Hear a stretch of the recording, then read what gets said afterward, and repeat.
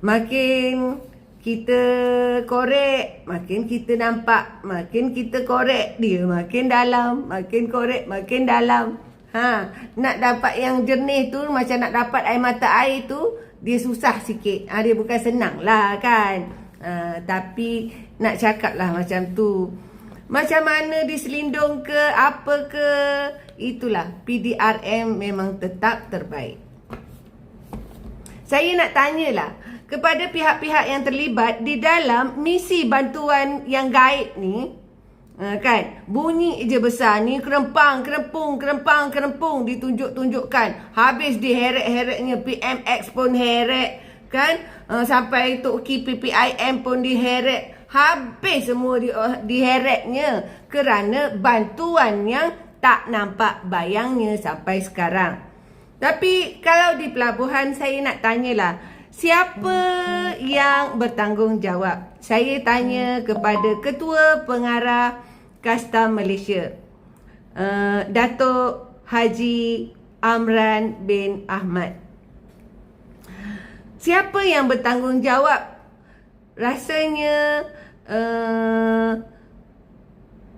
meluluskan ataupun mengeluarkan borang K2. Maknanya dia ada borang.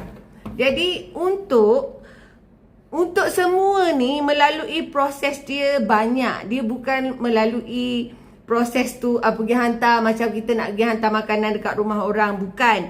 Dia harus melalui sistem yang memang sudah disediakan. Dia harus menjalani pemeriksaan, harus melalui lorong-lorong. Dia bukan ada lorong macam ni. Lorong dia ada warna merah, ada warna kuning, ada warna hijau. Dia begitu. Dia bukan kata lorong dia macam highway tu. Tidak begitu. Jadi setiap benda yang nak masuk, nak hantar tu, dia akan bagi nombor. Nombor tu boleh cek tu. Nombor pendaftaran dia panggil lah. Lebih kurang macam gitulah nombor tu. Jadi kita boleh cek online pun boleh. Semua tu boleh. Dan yang paling penting sekarang, iaitu siapa yang bertanggungjawab terhadap borang K2.